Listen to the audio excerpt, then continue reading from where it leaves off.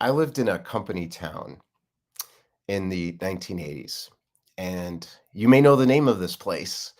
It's called Washington, D.C. Being in Washington, D.C. as a college student, and then later somebody just trying to break in to the elite in the American society through networking, which is how I made an attempt to do this.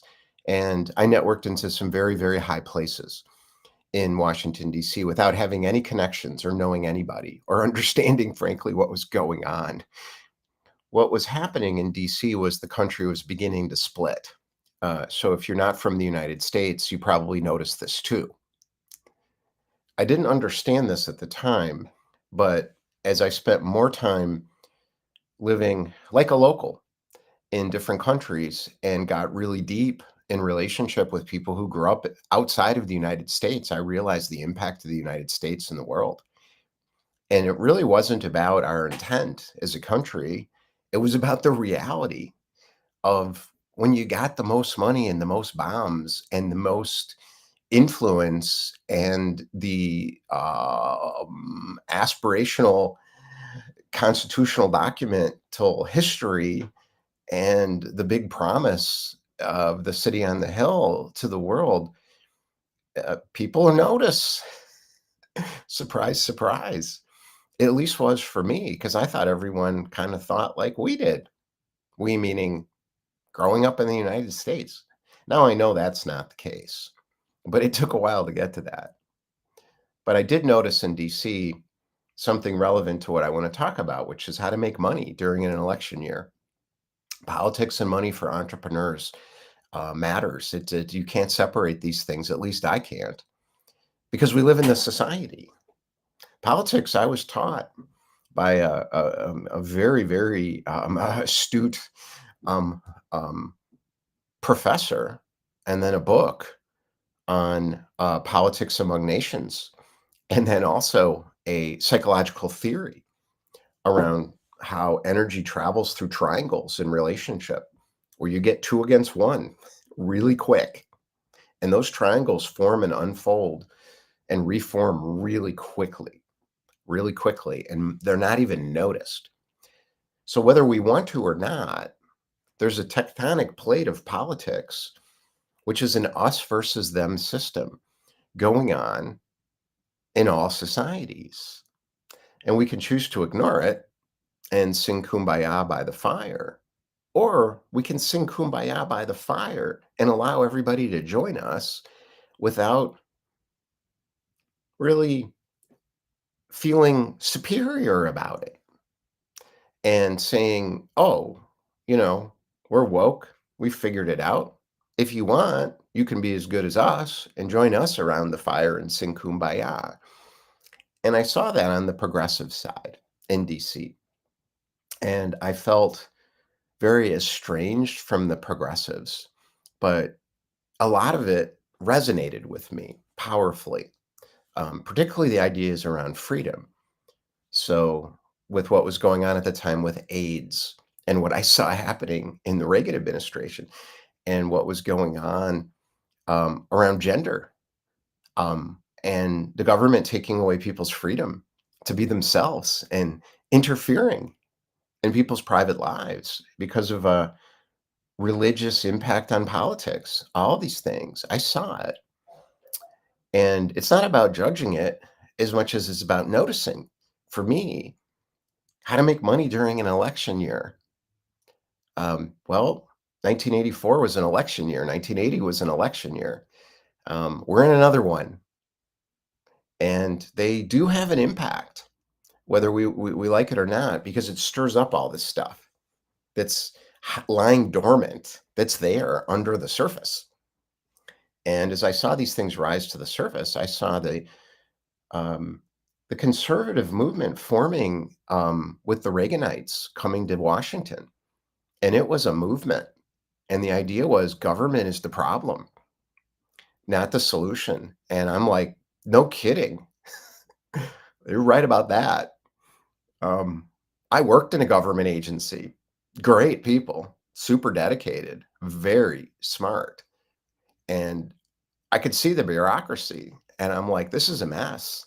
This is not gonna You're not gonna solve anything with this. It's just not gonna happen." Now, I didn't understand as much as I know today. I was just starting to notice these things.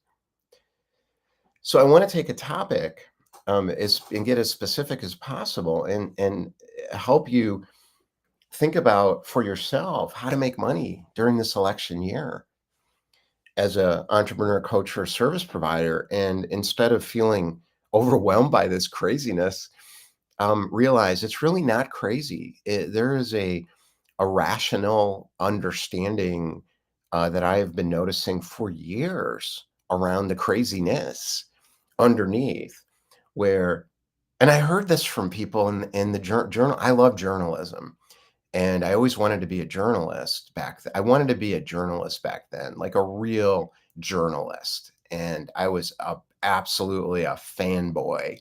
So every market has its celebrities, and my celebrities were people like Thomas Friedman, who wrote "The World Is Flat." And I remember when Thomas Friedman got appointed by the New York Times to be the Jerusalem bureau chief, and I followed him like somebody would follow Kim Kardashian. And I'm like, I want to hang out with Thomas Friedman. And there was a guy named Barry Dunsmore, and I hung out with his son a little bit.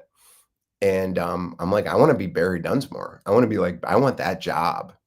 Um, and it's because they were so aware of what was going on. They weren't mired in political belief systems at all. These people are not like that, not behind closed doors.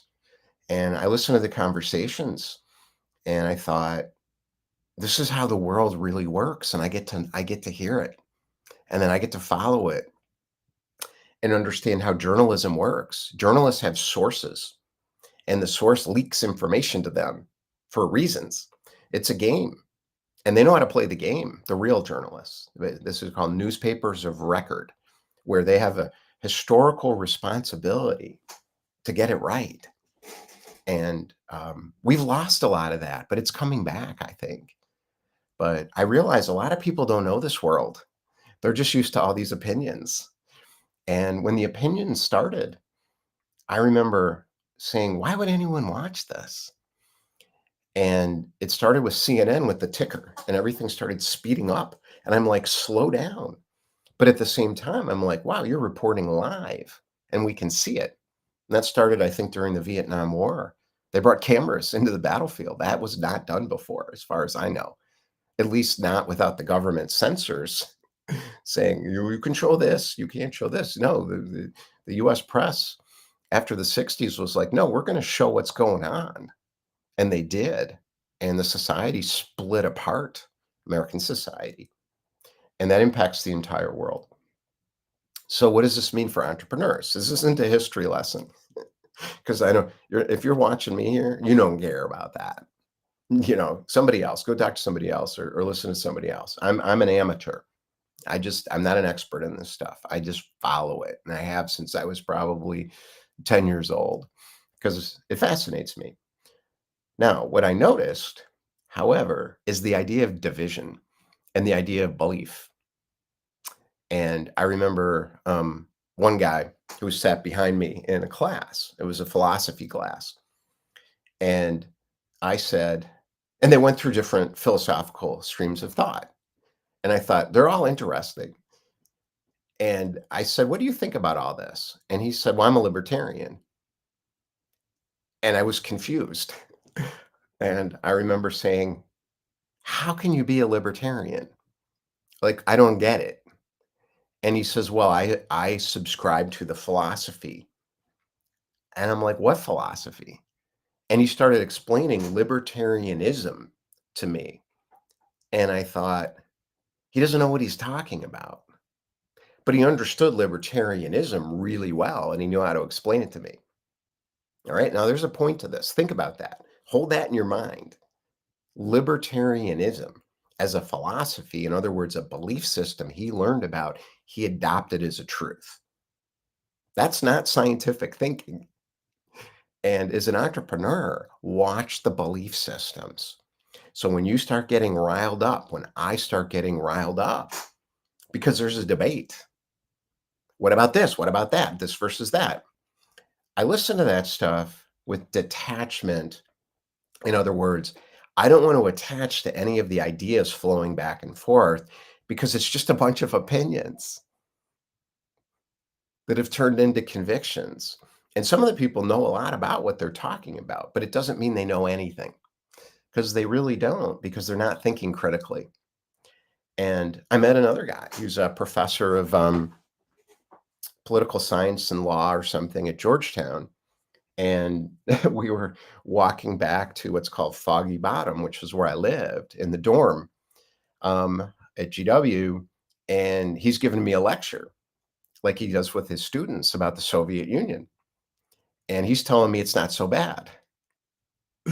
And, Reagan's this and Reagan's that. And I'm like, What? You're a professor. You're a professor." He said, "Well, I know a lot." And he told me everything he knows. And I realized after a while, he doesn't know anything. He knows a lot about political philosophy from the leftist perspective. He read a lot of socialism, a lot of Marxism. He read a lot of theories around government intervention and hated Reagan, hated him, and the philosophy. And at the time, I didn't know how to respond to him. I just knew what he was saying didn't make any sense. But he's a professor at Georgetown. And if you don't know what Georgetown is, it's a big deal to be a professor at Georgetown. People listen to you. They don't listen to some dumbass college student living in a single dorm trying to figure out how to make it in Washington, D.C., that has no connections or credentials of any kind. So now we have a debate that doesn't make any sense between people who believe in this leftist philosophy and people who believe in this right philosophy. Now there's good news. And the good news is most people see through it. And I remember listening to, I was a guy named Mark Shields, who was a very, very good journalist. And he was also a commentator, meaning he gave his opinion. And they understood the difference. So the opinion came from sources and actually being an expert in the topic they were talking about. Now you don't have to be an expert. You can just give your opinion. That's a problem. It didn't used to be like that. You weren't allowed, you couldn't just go on TV and just rant and give your opinion. People would say, "Who is this idiot?" Um, Now the idiots are in charge.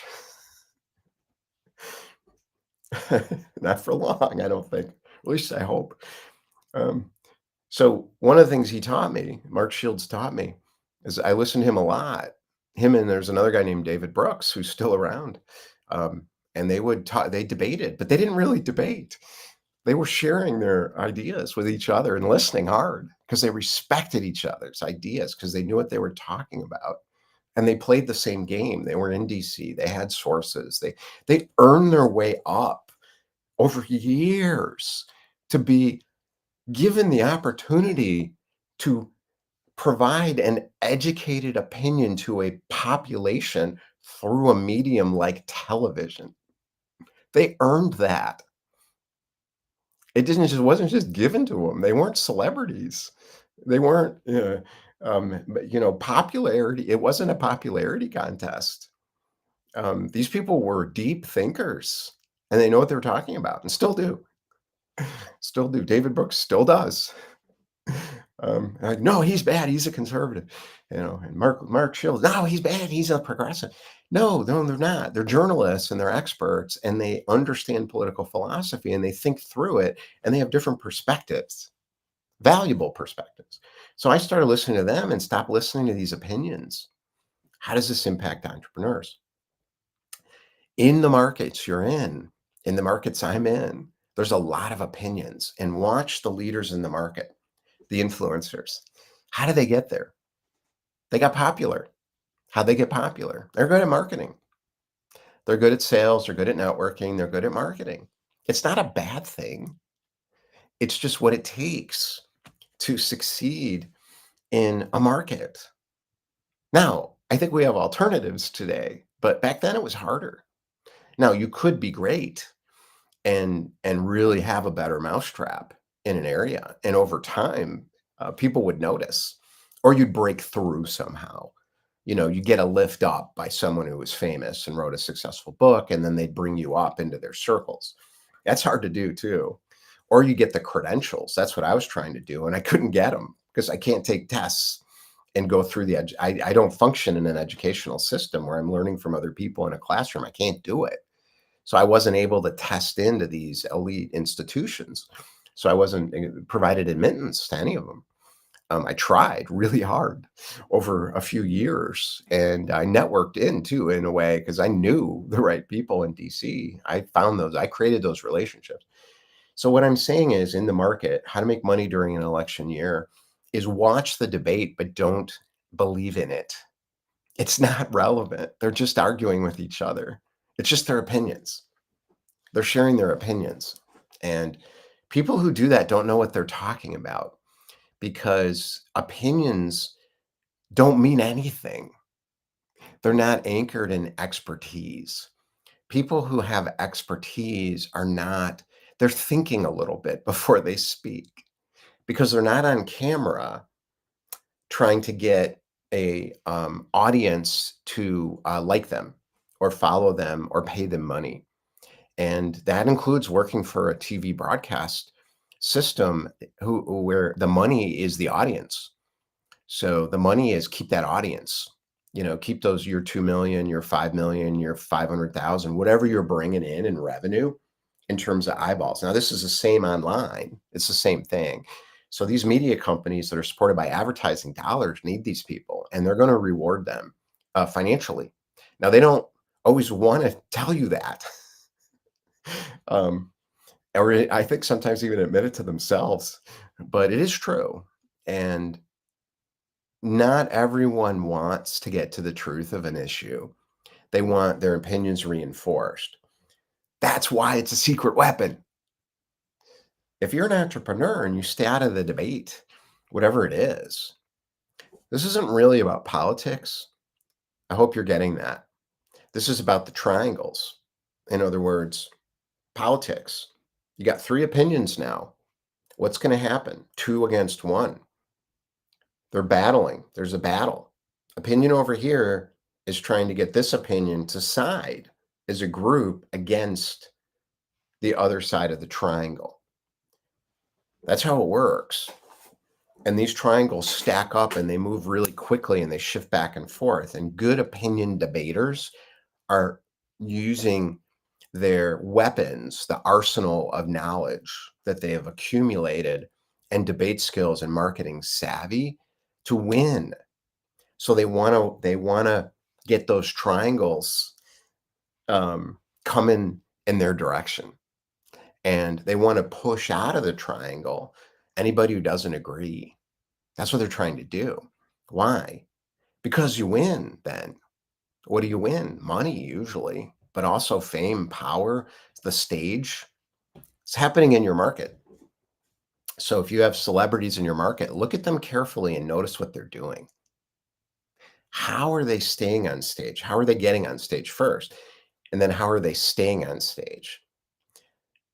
There's a lot going on behind the scenes. So these are called joint venture partnerships or affiliate relationships. There's marketing platforms people are setting up. They're renting time on them sometimes for others, or in some cases, they're just working with each other in organized ways with what in DC is called staying on message. So that's marketing. That's figuring out what's our core message, who's it for, how are we going to persuade, how are we going to tell the story using storytelling techniques. This is what they do in DC. And I remember when the spin room started. So the journalists are not stupid. You can't fool a journalist. They're truth people. They're unfoolable, not the good ones. Now they have biases. Don't think that's not true because they grew up places. So they have biases, but they're aware they have biases. They're trying to figure out how do we keep the bias out of the story.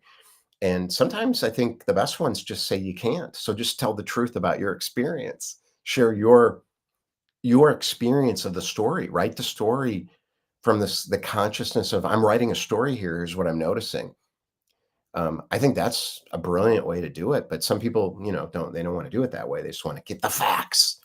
Either way, they're aware of bias, and the journalists are trying to get it right. That's what they went into the business for. They're trying to get it right. Now, has the industry become polluted by the opinion people? Well, yeah, no kidding. Look around and go into any newsroom. There's a generational war going on between opinions. There's a generation that believes this is true, and there's another generation coming up that believes this is true. It's always been that way. So these two generations are fighting it out. The people who are rising are the ones who are saying, "No, no, we're not gonna participate in that, but we got to deal with it." And they're bonding together and they're figuring out how can we get back to the journalism or in any industry. How can we get back to doing the work and stop the debate? Um, how can we talk about what's going on together as opposed to trying to win the triangle fight? That's a lose lose game at the end. And that's what I saw in DC. So the spin doctors were the political operatives. These are public communication specialists. Where do they learn this? Soviet Union, Nazi Germany, Franklin Roosevelt, JFK. They'll learn from anywhere. How can I persuade the mind? They understand the tectonic plates of American and world history. They know where all the pain is. And they know it down to the zip code now, because now you have data. So I saw that too. I worked for a poller. We used to cold call into households. It was amazing listening to people. And we had to keep them on the phone for an hour to get the survey results. Otherwise it'd be invalidated. And then I didn't get my bonus. So I had to figure out how do I keep this guy who I interrupted in the middle of dinner talking to me? And I was okay. I kept him on the phone, but I realized they don't care and they don't understand it and they think it's bullshit. That was really the final thing, is just realizing that the average person has common sense. And that's what Mark Shields taught me. And he said it all the time. He says, the average American has common sense. And people are like, no, they're idiots. Like, that's your opinion. That's because you've never been in the country. You spent your whole life in New York or San Francisco, or you couldn't wait to escape from Toledo and all the dumbasses you went to high school with who beat you up. And you went to DC to get famous and become a big success. And now you're looking back and you're saying, thank God I don't live there anymore. I'm making that up. It's just there's a dynamic that goes on in the world. And this is part of the world. And I think just understanding that whole dynamic is useful. At least for me, it is, because then I can make my own decision. And this is what Mark Shields is talking about, is the spin doctors are going to come in the room and spin the message. And the reporters would just report the spin. And they'd say, we're in the spin room. And they would just say, what's the message? And they'd report it. And they would say, the campaign says this. Is this true? No. What is true? And they would fight with the spin doctors. And that becomes contentious. And then there's a moment where it can't work anymore. It's just, and then the politicians just put up a wall and they're like, we're not talking to you people anymore because it's a fight. It's not going anywhere. It's not going anywhere. Why? Because the marketers took over.